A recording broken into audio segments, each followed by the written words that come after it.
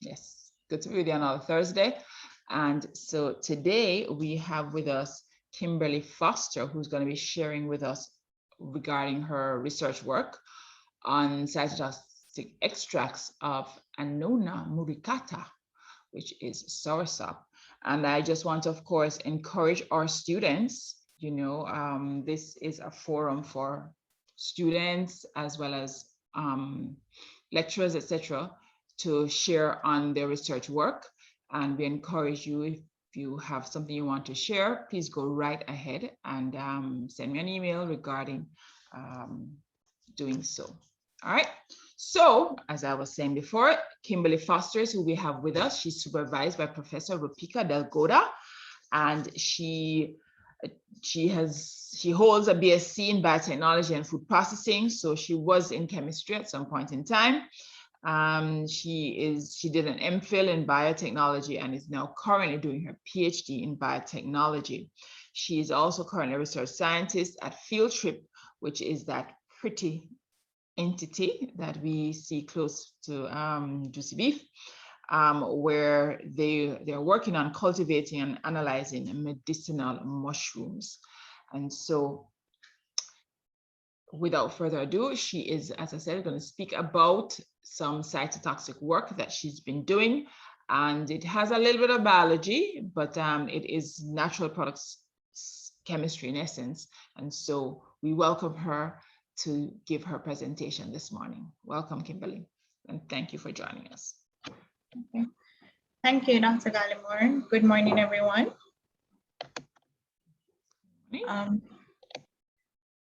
Today, I want to start off by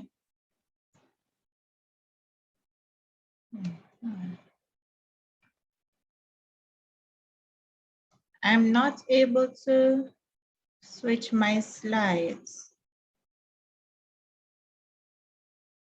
Okay. I'm not sure. Is there anyone who can assist her? Marcel, you know anything about that in terms of how you can assist her? Just try touch it with your pointer and try again. Or if not, you can stop sharing and reshare. So that will help. Okay, try and reshare, Kimberley. Okay.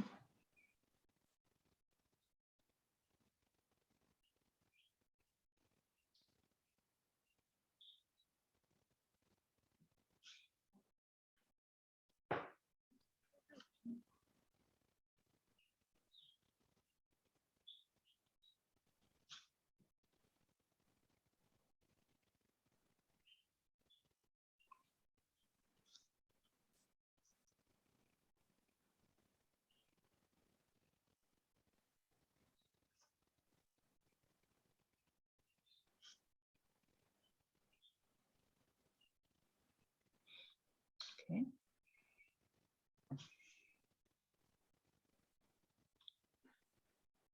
Okay. All right. That works. Okay, great. Okay, so today I want to start off by giving a brief introduction into what we do at the Natural Products Institute. At NPI, we have a cytotoxicity screening lab where we conduct cytotoxic evaluations of natural products or natural product-derived compounds or extracts against various cancer cell lines. We have successfully collaborated with the chemistry department in screening marine compounds from Dr. Gallimore, as well as fungal metabolites from Professor Reese. Our own research, though, focuses mainly on ethnomedical use plants for their potential impact in cancer treatment. So, why cancer? Cancer is a disease that affects people of all ages, races, and socioeconomic classes. It's impartial. The global cancer burden increased to 19.3 million cases in 2020. Cancer is also ranked the second leading cause of death in the US, exceeded only by heart disease. While in Jamaica, it accounts for the largest proportion of premature deaths by non-communicable diseases. The most prevalent types of cancers that we encounter among our population are breast cancer among females and prostate cancer among males. So in Jamaica, a trimodal therapeutics approach is taken towards cancer treatment, and this includes the use of surgery, radiation therapy, and chemotherapy. Chemotherapy alone can cost a patient up to $197 million per year. Hence, these treatment options are expensive, and they come with significant undesirable side effects. And as a result, patients tend to turn to the use of medicinal plants. And as we know, herbal medicine use is highly prevalent in Jamaica, as Jamaicans generally rely on herbal medicines to treat various illnesses, ranging from the common cold to the more chronic diseases such as diabetes and hypertension. Surveys previously conducted by Picken et al. Confirms that self-medication with medicinal plants is 73% in our general population. This and other surveys have identified the use of medicinal plants among patients with other illnesses, but there was a deficit in the information as it relates to cancer patients. So part of my initial study for my PhD was to garner information on the use of medicinal plants among cancer patients in Jamaica. And what we discovered was that there was an 80% prevalence of medicinal plant use among cancer patients in Jamaica. This study also identified the most commonly used medicinal plants among cancer patients. These included rosemary, turmeric, moringa, guinea hen weed, and soursop. Annona muricata, which is commonly known as soursop, was the most commonly used plant with a 58.8% prevalence of use among cancer patients. And a closer look at soursop. Soursop is a slender tree with glossy oblong leaves. It's cultivated primarily for its fruit. However, the plant has numerous medicinal uses. The leaves are used traditionally to treat nervous problems in Jamaica, and new evidence now suggests it's now being used for cancer treatment. Hence the aims of our study. So what we set out to do was to determine the cytotoxic potential of Annona muricata. And in order to do this, we collected both the leaves and the bark of the Annona muricata plant. They were identified and voucher specimens deposited at the herbarium. So the plants were bench dried for 10 days and they were milled into a powder form. And then we proceeded to prepare extracts. So first, we wanted to mimic ethnomedical preparations with our water extracts. So the plant material was decocted, which is the boiling procedure, and it was also, water extracts were also prepared by infusion, which is commonly known as steeping. So these extracts were dried and subsequently stored for the cytotoxicity assays. We also prepared organic extracts by sequentially extracting the plant material with hexane followed by ethyl acetate and then ethanol. These extracts were evaporated down, concentrated and stored for our cytotoxicity screening assay. So overall, there were 13 extracts prepared. So the plant parts were extracted separately and in combination. So we had bark hexane, leaf hexane, and the combination would be bark and leaf hexane. Same thing for ethyl acetate and ethanol. So these 13 extracts were subsequently screened against 3 cancerous cell lines. So we had MCF7, which is our breast cancer cell line. We have PC3, or prostate cancer cell line, and HT29, which represents a colon cancer cell line. So these 3 cell lines were chosen to represent the most common types of cancers encountered in our population. or cell lines are obtained from the American type cell collection known as ETCC. So extracts were also screened against a normal prostate cell line if they showed potency against the prostate cancer cell line for comparison. To conduct our cytotoxicity screening, we use what is known as the MTS assay, which is just a cell viability assay using MTS reagent, which is a yellow dye, which is biologically converted to a purple-formation product by the mitochondrial reductase enzymes present in viable cells. And the results of this assay indicate the number of viable cells that are surviving treatment. The results are, however, reported as IC50 values, and these IC50 values represent the concentration of the test compound, whether it be your extracts or your natural compounds, which achieve 50% inhibition of cell growth. And in conducting our MTS assay, we're guided by the National Cancer Institute guidelines, which says that extracts with an IC50 value less than 100 micrograms per mil are considered potent and used for further evaluations. So the results of our pre-screening showed that 13 extracts were tested against these 3 cancer cell lines, and only 2 of those extracts which are our ethyl acetate extracts, the bark ethyl acetate extract and our leaf extract, showed IC50 values less than 100 micrograms per mil in our pre-screening.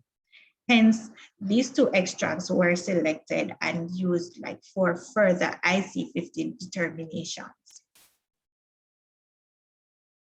So the results of our IC50 determinations here were then compared to standard chemotherapeutic drugs, which were doxorubicin for colon cancer cell line HD29, docetaxel as used for prostate cancer cell line, and paclitaxel, which is a standard chemotherapeutic drug for breast cancer. So when we look at our results, we notice that the IC50 values generated for our extracts. So we noticed that the bark extract gave us the lowest IC50 value against the prostate cancer cell line. And for IC50 value, the lower the IC50 value, the more potent your extract. So the ethyl acetate bark gave us the lowest IC50 value against a prostate cancer cell line. Hence, it was then selected as our most potent and intriguing extract. And then it was subjected to further chromatographic analysis. So we went on to analyze our ethyl acetate bark extract by HPLC-MS.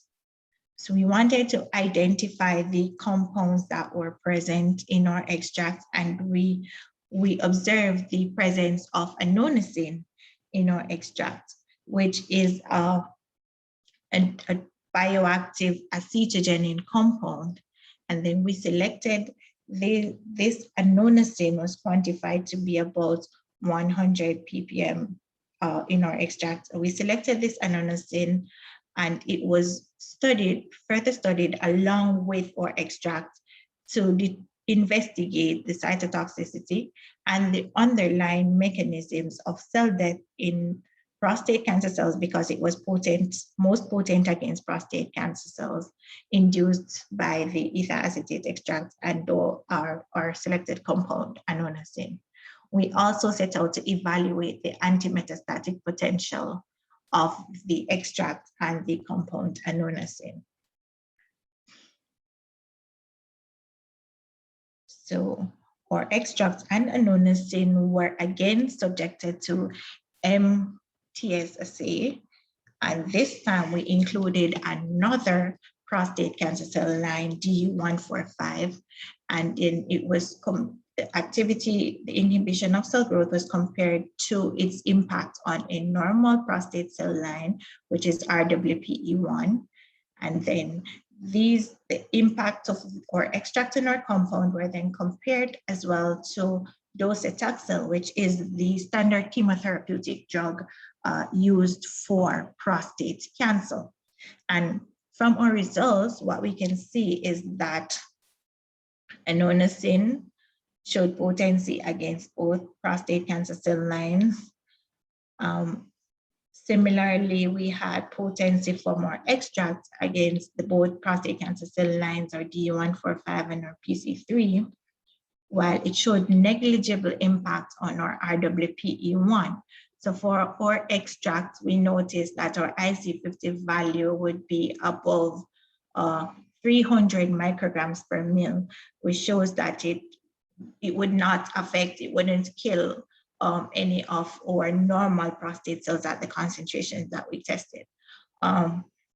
In contrast to docetaxel, however, which is the standard chemotherapeutic drug used for prostate cancer, it showed potency against all 3 cell lines, including the normal prostate cells. This highlights the selectivity of both our extracts and Annona, which has impact on the prostate cancer cell lines, but negligible impact on normal cell lines. So though our extract is also potent, it's more selective than the standard chemotherapeutic drug used, docetaxel. We then wanted to see what was the reason or how the observed cytotoxicity was achieved. So we then took both our extract and Annona to investigate different apoptotic markers in vitro. Some of these apoptotic markers that we studied were the generation of reactive oxygen species, the activation of caspase 3,7, also annexin V, the impact on mitochondrial membrane potential, and the impact on angiogenesis using the CAM assay and the VEGF assays. So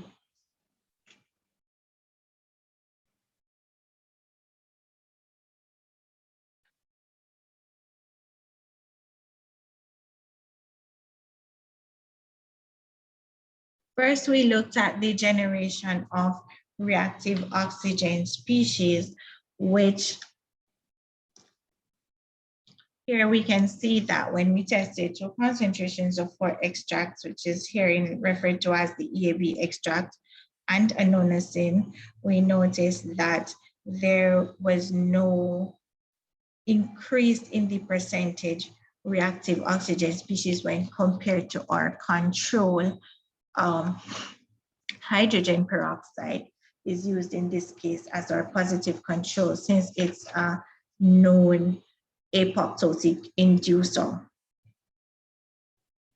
We then looked at the impact on the mitochondrial membrane potential, and there was no change as well in the mitochondrial membrane potential. So docetaxel here in this case used as our positive control, as well as hydrogen peroxide, are known to induce apoptosis through a decrease in the mitochondrial membrane potential. And when these were used as our positive control, and when we compared them to our extract, we see that our extract did not achieve cytotoxicity through this mechanism. We also looked at the activation of caspase 3,7, and when we looked, compared our extracts to our positive control, we detected no sign of caspase activation, and caspases are key players in apoptosis. So this result suggests a caspase-independent mechanism of cell death by our extract and Annona. To further confirm the absence of the apoptotic pathway, we looked at the impact on annexin V, and statistical analysis showed that there was no significant increase in the levels of annexin V that were generated by our extracts. In this case, we used varying concentrations of our extract. Now, since all the apoptotic markers that we analyzed were negative, we applied a double staining method using acridine orange and ethylium bromide to qualitatively detect the mode of cell death. Here, cells in the control group, which is figure A here, are stained green, suggesting that these were untreated cells, suggested that they took up the acridine orange stains, fluorescent green, while cells in our treatment groups, which treated with the extract B and C cells that were treated with Annona stain, you could see the presence of some red stained cells indicated by these red arrows.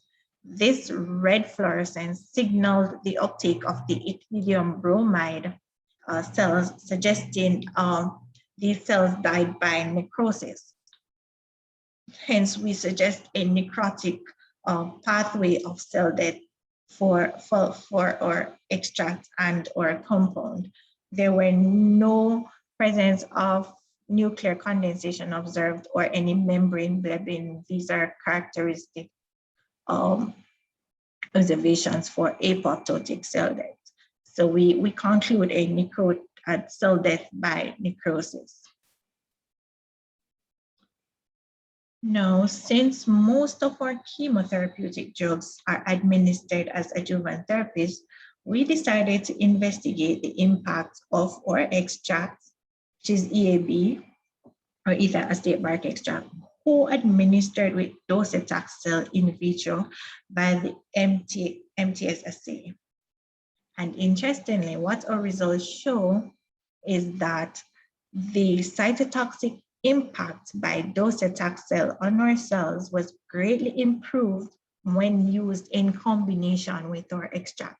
So as you can see here, for docetaxel alone, which is the black graph here, or IC50, which is 50% cell viability, would have been 0.004 micrograms per mil. When we combine that extract with docetaxel with our extract, the IC50 dropped to 0.002 micrograms per mil, suggesting that this combination would greatly improve the impact of docetaxel on our cells. A likely synergistic interaction underlies this improvement in the presence of our extract. Now, since we know that docetaxel is metabolized by the cytochrome P450 drug metabolizing enzyme CYP3A4, and concomitant use of drugs and natural products may lead to possible drug-herb interactions through the inhibition of the CYP3A4 enzyme, and then the mechanism of the drug docetaxel might be impacted. We decided to investigate the inhibition of the CYP3A4 enzyme by our extract. And our results show that an IC50 of 68.2 micrograms per mil indicates that there was no significant inhibition of this enzyme by our extract. Hence, there is not likely to be any adverse drug-herb interactions experienced from the use of our extract.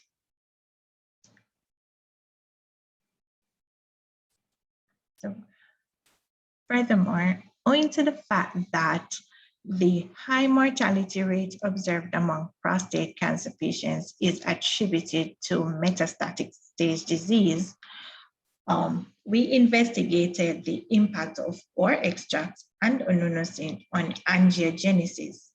And angiogenesis is a key stage in cancer metastasis because the cells require the formation of new blood vessels to grow and to spread.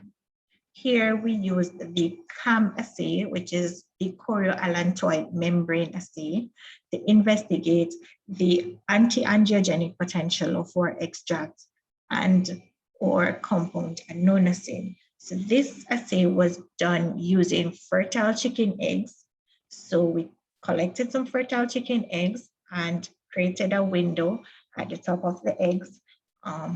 Then we soaked sterile filter papers in our extract and our compound, and then these filter papers soaked with our compound and extract were placed onto the blood vessels that are actively growing in the eggs.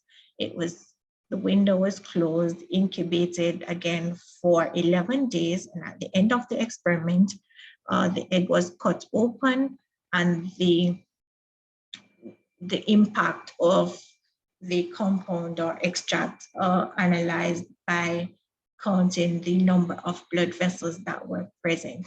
So the results of this assay were reported as the angiogenic index, which is essentially the number of capillaries present at the end of the experiment.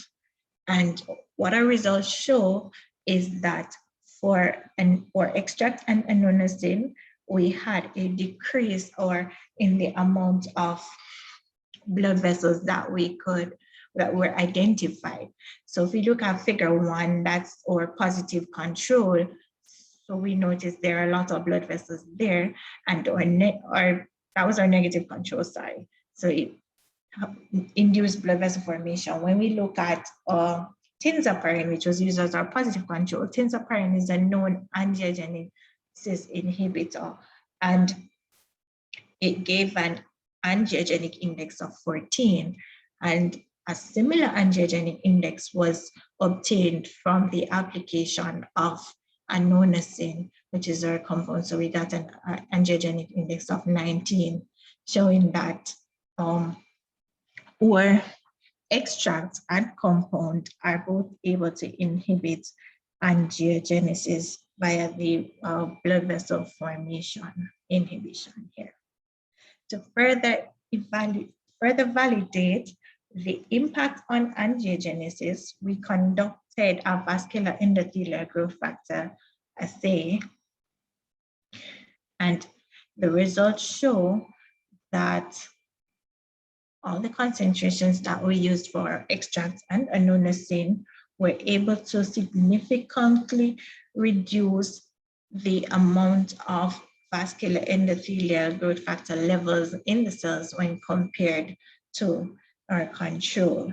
So if we're able to inhibit vascular endothelial growth factor and angiogenesis, then we can stop the supply of nutrients and oxygen to the cell, hence preventing the migration of cells from the primary tumor and halting the metastatic process, essentially. So in conclusion, both the extract and Annona are able to reduce the viability of prostate cancer cells via the necrotic cell death mechanism. And they're both potent in impacting cancer cells, in stark contrast to the impact on normal cells, highlighting their selectivity. They can inhibit metastasis through the inhibition of angiogenesis and vascular endothelial growth factor. And the extract is able to improve the efficacy of a known chemotherapeutic drug, docetaxel, when used in combination to enhance cell death. These results, therefore, support the need for further in vivo investigations to the effect of our extract and Annona on prostate cancer. Hence, they present an attractive candidate for the development of new pharmaceuticals targeting prostate cancer in the aim of improving patients' prognosis. I'd like to acknowledge my thesis supervisors, Prof. Delgoda and Prof. Asamoto, colleagues at the pharmacology department at the University of the Free State, South Africa, where majority of the mechanistic work was conducted, and my colleagues at the Natural Products Institute. Thank you. Thank you so very much, Kimberly, for your presentation. I guess, a couple of things that stood out to me actually was the cost. of cancer treatment. I mean, 197 million, is that Jamaican dollars per year per patient?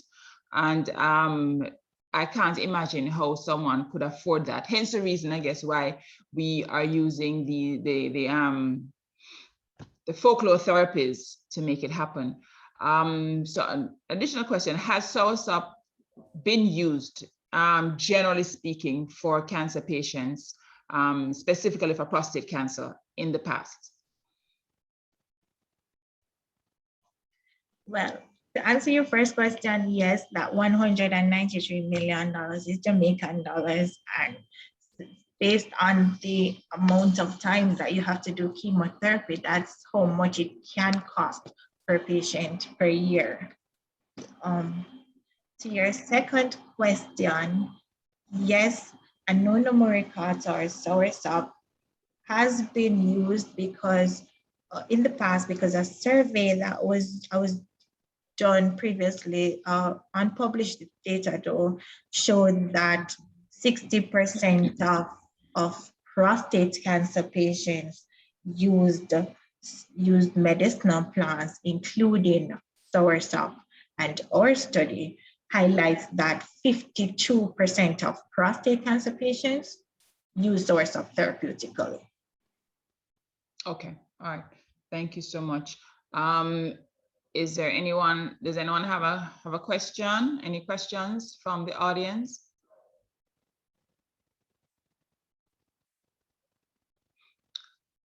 Okay, well, I will continue.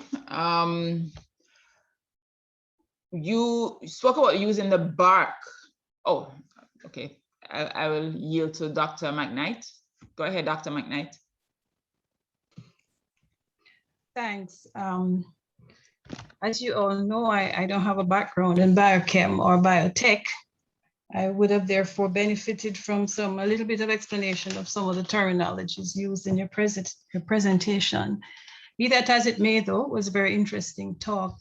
I just wanted to know what exactly is in the extract, and how does one ensure that there's consistency from one Soursop tree to another in dealing,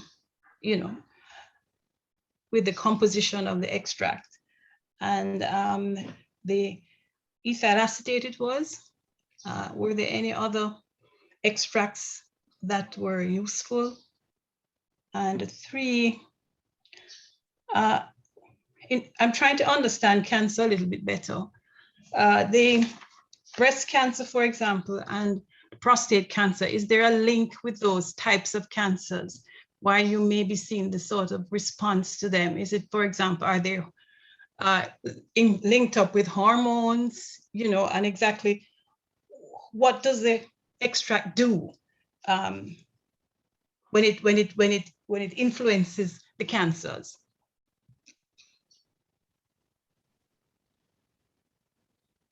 Okay, so yeah, for example, you've mentioned colon and breast and prostate, but my understanding is that they're all different types of cancers, and therefore the treatments for each of those would be different. Is it that this extract is a one formula fits all?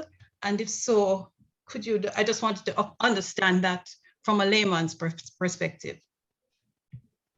okay, so I mentioned the 3 different types of cancer initially because those are the most common types of cancers that we see in our population. So breast is the most common among females, prostate is the highest among males, and colon is the 3rd highest in overall population.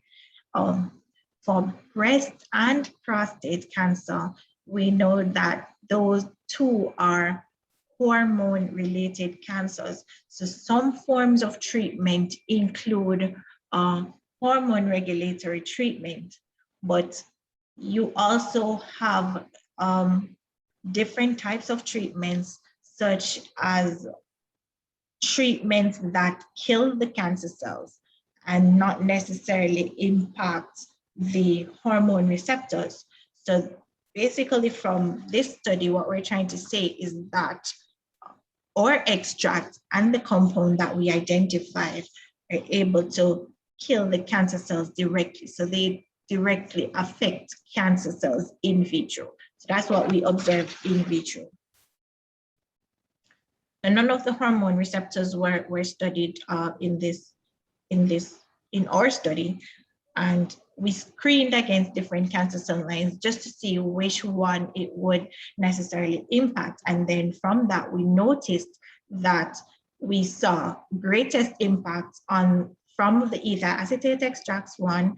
And then when we did further screening, we realized that our greatest impact was from one of our bark extracts against a prostate cancer cell line.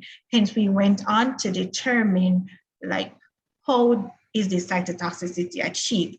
So one mechanism of cytotoxicity is apoptosis. So it kills cancer cells via apoptosis by affecting the different markers that I mentioned.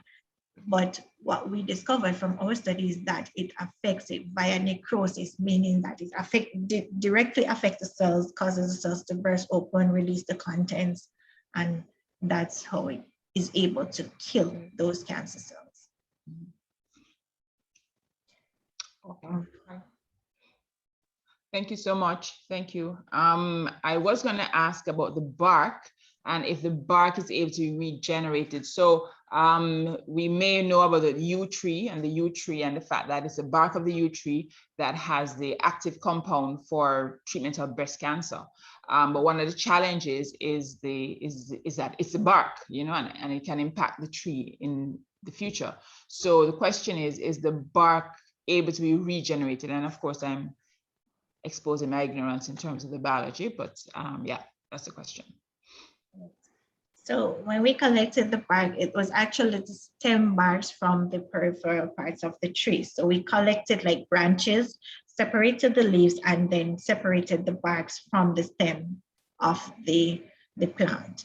So it's not necessarily the bark of the trunk, it's the bark of the stem that we use. So, you know, those are able to regenerate it, because if you take a branch of the plant, then it essentially grows back. Okay, thanks. Dr. McKnight is asking again if we need all of the components of the extract to effectively treat the cancers. So, well, sometimes we notice that the extract in itself is better than a single component, but in our case, we identified a single ingredient, which is the annona, that showed a greater cytotoxic impact when compared to the extract. But both were potent against the cancer cells. So sometimes you have like a synergistic effects where all the components of the extract interact to give a greater cytotoxic effect, while in other cases, you have some components that are responsible for the cytotoxic impact. Okay, thanks for that. I was interested in your fertile chicken eggs work. Did you do that at the University of the Free State in South Africa, or was that done locally? Yeah, that was done in South Africa. Okay, so they have specific equipment so they fertilize the eggs and that type of thing? No, these are just actually eggs that are collected from a local market, but they had to be laid within 5 days. So we collected them very early on after they laid them, and they were incubated in a specific humidified incubator for the period of the experiment. But it's definitely something that's reproducible. Locally. Okay. Right. Okay. All right. Thank you so much. Are there any other questions? Any other? Yes, I had one question. Is any of this work published as yet? Yes, it has been published. So we have published the survey, which is the use of reliance on medicinal plant use among cancer patients in Jamaica. That has been published from 2017 in the Cancer Causes and Control Journal. We also published the mechanistic work recently in 2020. Yes. Okay. All right, great. Okay, I'm hearing from Dr. Francis, the research was conducted by Sasha Shirley. I didn't see that initial statement. Before that, I didn't see that, Dr. Francis. Okay. One of the things that I thought about was, well, prostate cancer cells. So the prostate cancer cells of Black people is different from that of white people. Well, Caucasians. Is there going to be any attempt to? I mean, that's what I think. I think that's what I've heard. And so I am checking, you know, are we looking to do any work with our prostate cells? You can tell me if I'm off track here in terms of are there not differences in terms of the different cancer cells? Yes, so there are genetic differences between cancer cell lines. You might have heard that recently Dr. Simone Badal, they developed in her lab a prostate cancer cell line locally, and once that becomes available, then we'll definitely use it to test or extract to see if the same impact applies. Okay. Thank you. There's a question from, okay, I can get back onto the chat now. I was having a challenge seeing some of this stuff. Okay. Still have a challenge. Hold on. Marcel, you want to go to the questions in the chat for me, please? My screen just died. I'm gonna hand over to Marcel. Not a problem, not a problem. All right, so I see from Ramona, you said that the persons use Soursop for cancer treatment. Is it the green leaves used as tea for that treatment? From Ramona. Okay, so if you refer to the publication in Cancer Causes and Control, details are there on the preparation methods. So you have persons using it both fresh and dried, prepared. So the fresh would be the green leaves. Some people allow it to dry before they make a tea from it. So some people, you know, they use a decoction. So for the green leaves, they would boil it, preparing a decoction. And sometimes it is prepared as an infusion and so on. So the methods are not standard. So each person tends to do what suits them. But overall, like, which one would you think would be the best method though? Like the most? And so we analyzed it after it was dried. Okay, so the dry one. We dried it in it, yes. Okay. All right, thank you. We have another question here from Alexi Brooks. Thank you for a very interesting research. When you're through with your research, is it a drug that you will develop? You said person use Soursop for cancer treatment. Is it the green leaves used as tea? So no, I'm guessing that she's asking if you're going to plan to use this information to develop a drug for cancer treatment. No, not directly, but research is continuing on the impact of the compound of adenosine. So further research will be conducted on the adenosine, but we don't develop drugs at the Natural Products Institute, but the information is available.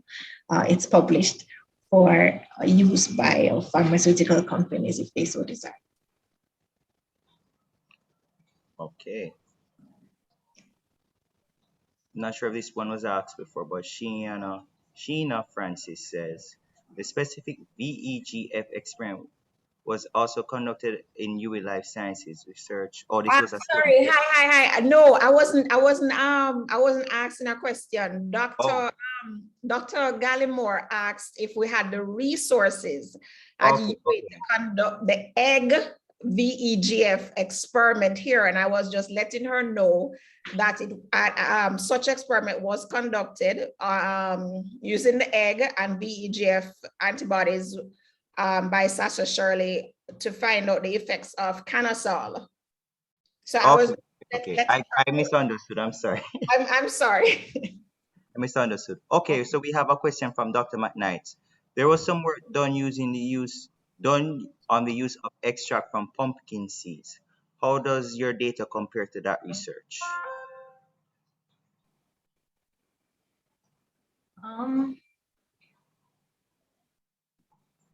Not sure where that work was done.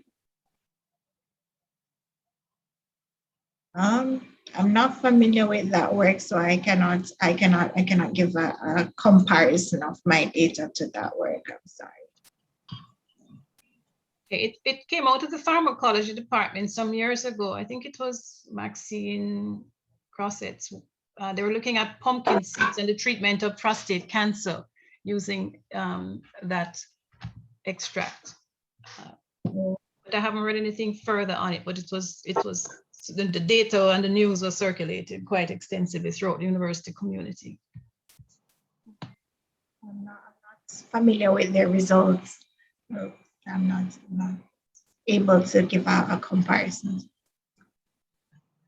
Okay.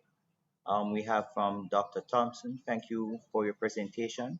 For the patients who use these plant extracts, what percentage found the treatment effective? Meaning, what was the survival rate? Right. So what our survey gathered was information on patients' use and how they use it. So survival rate, we didn't necessarily conduct a trial, but majority of the patients said that they used these treatments because they worked.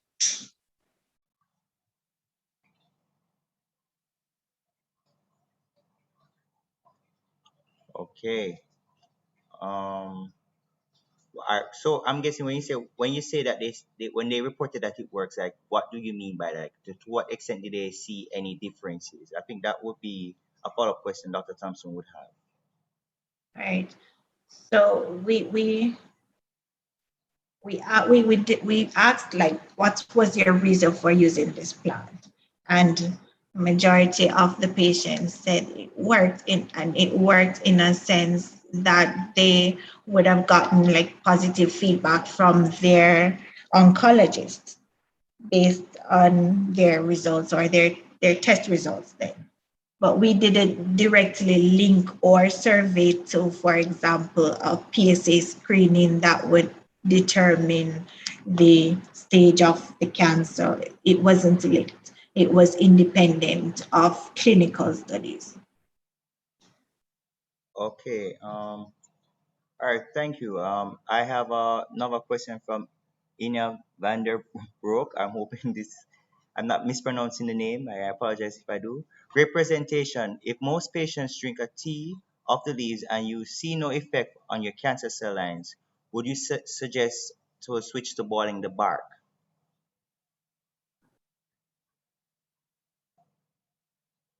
All right, so we analyzed both the leaves and the bark prepared as a decoction, meaning that we boiled the leaves, prepared it, and boiled the bark as well. And these extracts were tested against the 3 cancer cell lines, and at the concentrations that we chose, there were no significant inhibition of cell viability. So these saying that the bark works or the leaf works would be anecdotal evidence from the patients, but scientifically, at the concentrations that we used, there were no significant impact from the aqueous extracts, which is why we further went on to doing organic extracts and testing the different organic extracts against the cell line. And there we saw some bioactivity. So might be so the aqueous extracts might be effective at higher concentrations that we tested, but since we're being guided by the National Cancer Institute guidelines, we selected 100 micrograms per mil as our cutoff point.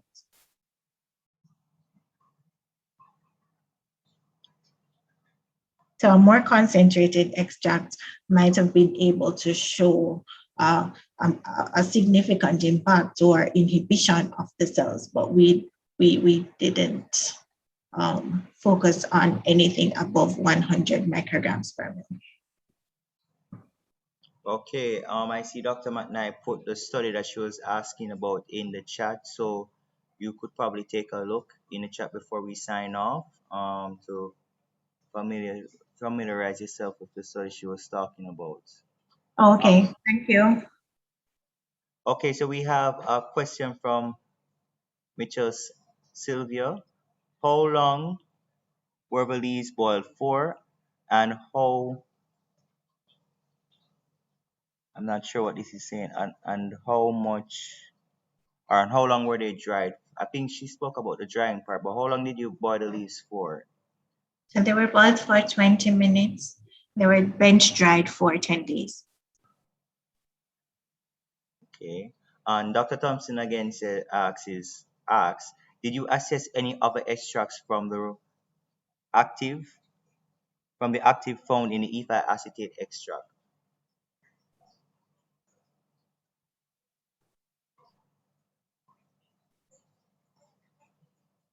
Not understanding that question here. Sorry. So did you assess any other extracts for the active compounds found in the ethyl acetate extract? So I'm guessing he's asking if you found any other active compounds in there.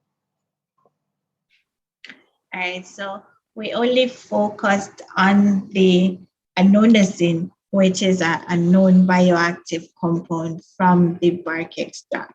But we also tested the leaf ethyl acetate extract, and we compared and we saw that the bark extract was the most potent, which is why we moved on with that one.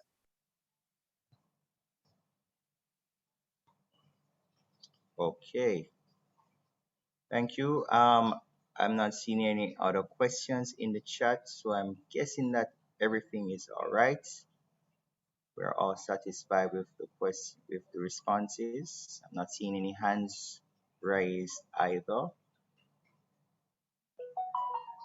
So if there's nothing else, I would like to thank you, Ms. Foster, for taking the time out to present to us your work. It's very interesting work that you're doing, and I'm hoping that you can able to develop it even further to take it to greater heights, because this work is very important for us in Jamaica, finding new things and how to basically help ourselves using locally based things instead of going overseas to find anything.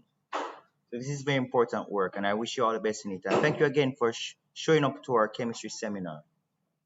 All right, thank you, and thank you everyone for your participation. So I wish you guys all the best to stay safe, and we'll see you here again next week for another seminar. Okay, so all the best, guys. Enjoy the rest of your week.